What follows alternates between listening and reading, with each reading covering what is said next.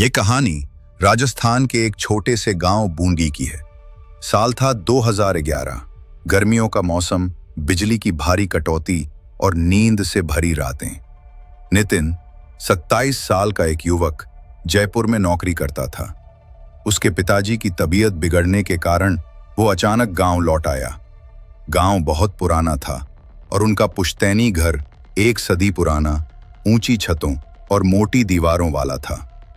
गांव वालों के मुताबिक उस घर के पिछले हिस्से में एक कमरा ऐसा था जहां कई सालों से कोई नहीं जाता था। नितिन को बचपन से ही उस कमरे में जाने की मनाही थी। माँ हमेशा कहती, उस दरवाजे को छूना भी मत, वहां जो बंद है वो अब खुलना नहीं चाहिए। लेकिन अब वो बड़ा हो चुका था। माँ बाप शहर चले गए थे इलाज के लिए और घर में सिर्फ वो अकेला था। पहली रात सब कुछ ठीक ठाक था, पंखा नहीं चल रहा था, मगर नींद आ ही गई। दूसरी रात जब वो अपने कमरे में सो रहा था तो रात के करीब 2 बजे एक अजीब सी आवाज आई, जैसे कोई दीवार के उस पार से लकड़ी घसीट रहा हो। आवाज सीधी उस बंद कमरे की दिशा से आ रही थी। नितिन ने दरवाजा खोला और गलियारे में झांका। कोई नहीं था। डर तो लगा, लेकिन उसने खुद को समझाया कि शायद चूहा या बिल्ली होगी। लेकिन रात दोबारा जागकर उसी आवाज से टूटी। अब की बार आवाज में जैसे कोई बुदबुदा रहा था, मुझे खोल दो, ठंड लग रही है। नितिन का खून जम गया। ये कोई सपना नहीं था, ये बहुत ही साफ और धीमी मगर दर्द भरी आवाज थी। अगले दिन नितिन ने गांव के एक बुजुर्ग रामलाल चाचा से पूछा, चाचा, हमारे पुराने कमरे में कोई रहता था क्या? चाचा का चेहरा एकदम सख्त हो गया। उन्होंने इधर उधर देखा, फिर धीरे से कहा, उस कमरे में तेरा चाचा हरिराम रहा करता था। सन 1985 में उसका दिमागी संतुलन बिगड़ गया था। वो जोर से चिल्लाता, दीवारों से बात करता। एक दिन घर वालों ने उस कमरे में बंद कर दिया। रात फिर आई। नितिन ने खुद को संभाला, शराब की बोतल खोली और खुद को शांत करने की कोशिश की। मगर ठीक 2:03 बजे वही आवाज दोबारा आई, बहुत गर्मी है, मुझे बाहर निकाल दो। अब की बार आवाज के साथ दरवाजा खड़खड़ाने लगा। नितिन ने कमरे की ओर कदम बढ़ाया। दिल की धड़कनें इतनी तेज थीं कि सुनाई दे रही थीं। वो जैसे ही बंद कमरे के दरवाजे के पास पहुंचा, दरवाजा अपने आप खुल गया। अंदर धुंध थी।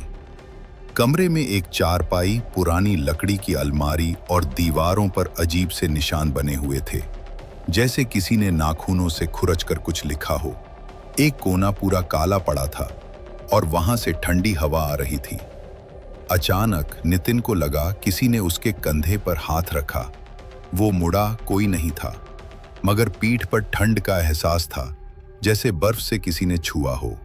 रात के 3 बज चुके थे। नितिन ने कमरे का दरवाजा बंद कर दिया और बाहर निकलने ही वाला था कि उसके कानों में आवाज गूंजी, मैं वापस आ गया हूं, तुमने दरवाजा खोला। उसने मुड़कर देखा और वही व्यक्ति खड़ा था जिसे उसने अपने बचपन की तस्वीरों में देखा था। हरिराम चाचा। चेहरे पर मुस्कान, पर आंखें सूनी। वो धीरे धीरे नितिन की ओर बढ़ा। अब ये घर मेरा है और तुम नहीं जा सकते। नितिन ने भागने की कोशिश की, मगर उसके पैर जैसे जम चुके थे। हरिराम का चेहरा अब विकृत हो रहा था। आंखें लाल, चेहरे पर गहरे कट के निशान और मुंह से काले धुएं जैसी भाप निकल रही थी।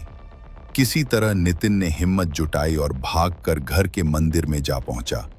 वहां एक पुराना हनुमान चालीसा पड़ा था। उसने तुरंत गांव के पंडित को बुलवाया। पंडित ने पूजा की और कहा, तुमने जिस आत्मा को खुला दरवाजा दिया वो मुक्त नहीं थी।